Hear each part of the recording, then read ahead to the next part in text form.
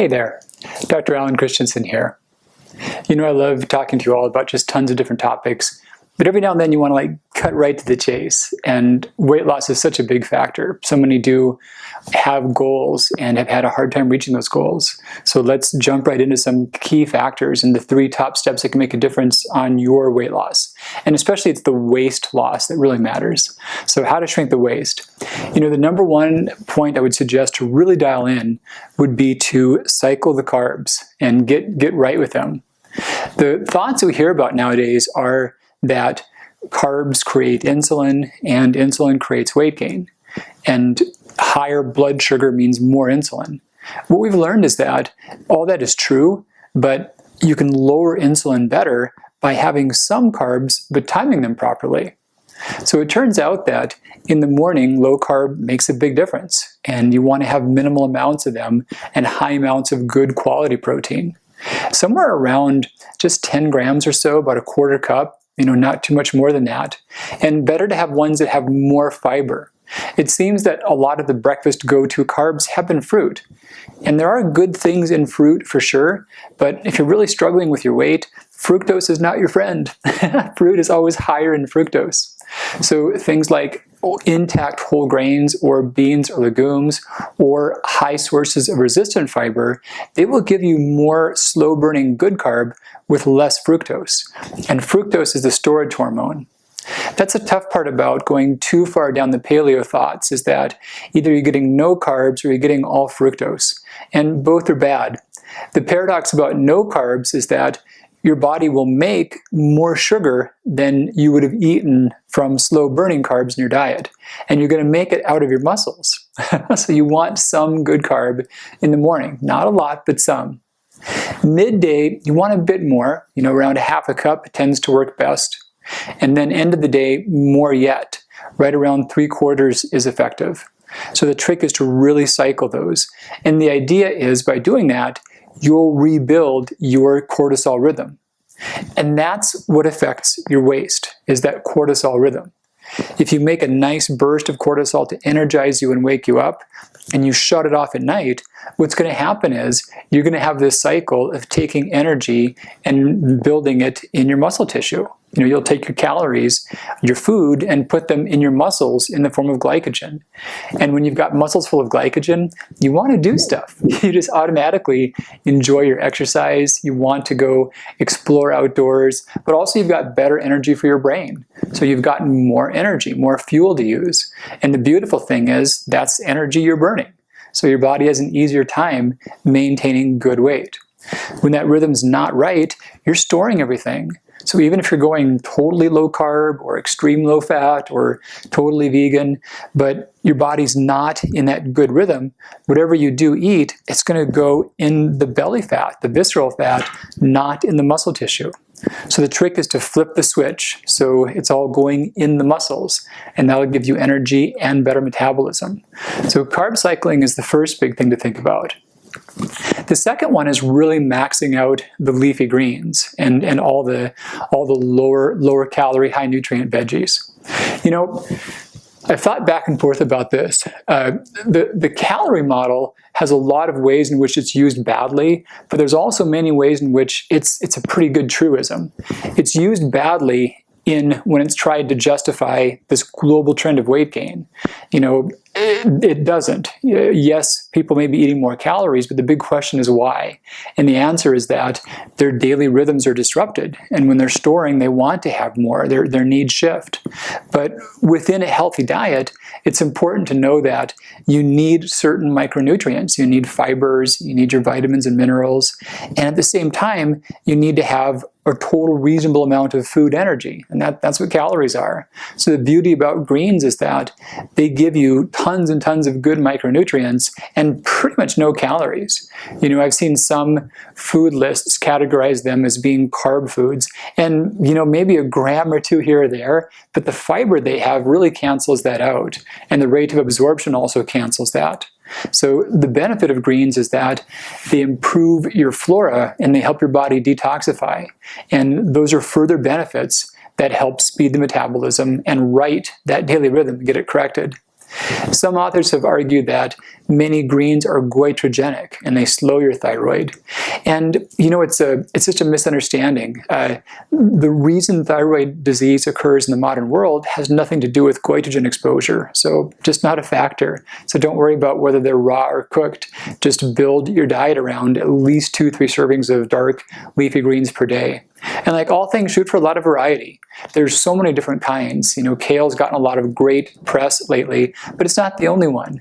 There's collards, there's Brussels sprouts, bok choy, one of my favorites, even like romaine, escarole lettuce. There's so many great ones. So mix it up, stick with tons and tons of variety. The last key step is really thinking about food quantities and food portions. Back in the 80s, we thought fat was the whole culprit, so we gave carbs a free ride.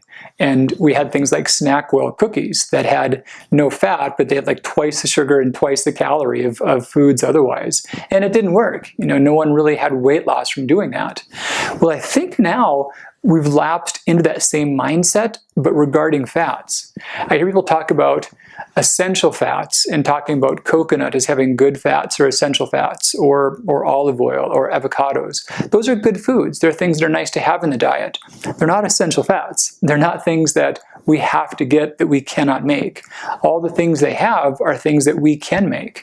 There's different fats like linoleic, linolenic, oleic, polyunsaturates, monounsaturates, and of the ones that we have to get from our diets, those foods do not contain those. They're not ones we have to get. And fats are a lot of food energy. They're very dense in calories. So I've seen many people to where they really do watch their carbs. They've got a sense about the amounts being important, but they don't feel they've got to really restrict their quantity of nuts or seeds, and they do handfuls and handfuls of almonds all day long and eat them pretty freely and can't really see their weight shift. So it does come down to really watching portions and quantities.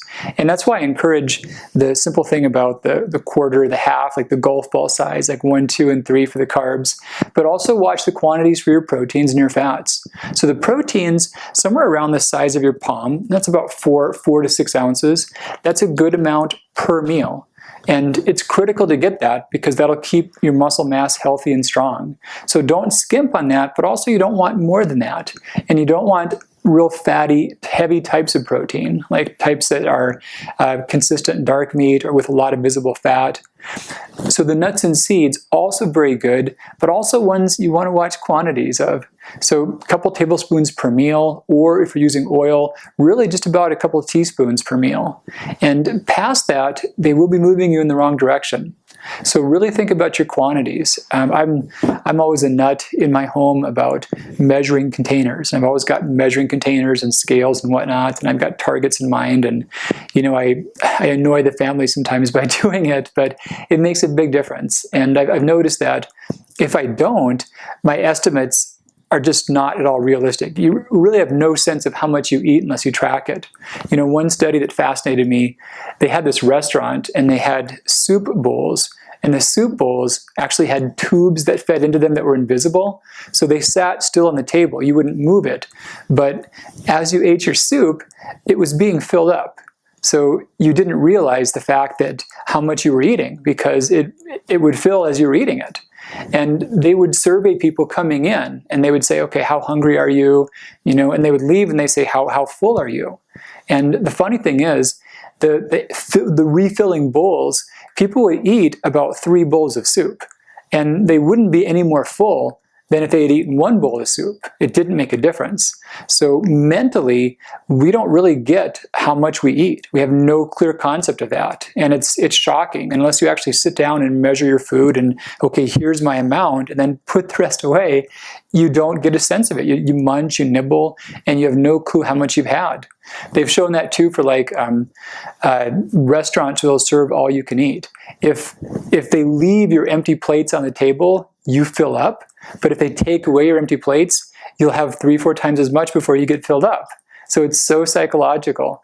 And the nice thing is that it's also psychological for being satisfied. So if you've got, an adequate size plate, an appropriate size serving, and you've measured it, you've put it together, you're going to be just as full as if you didn't measure, didn't track, and ate a lot more. So it does come down to amounts. And if your weight is already where you want, or it's moving well in the right direction, honestly, I wouldn't stress further. I wouldn't bother changing anything. But if it's stubborn, then get more exacting on your quantities and your ratios, and measure those out closely. Apart from the main meals, you can always do great on snacking on veggies. The other thing we've learned about hunger is that it's not really about how much food you've had, it's about how large of food you had, if that makes sense. So it's not about the calories or the total food energy, it's more about the food volume. And that's the neat trick about veggie snacks. Things like carrots, broccoli, cauliflower, celery sticks. Those are things you can have a lot of food volume and really no substantial calorie load. You're going to fill up before you can eat a lot of food. So have those all you like for snacks.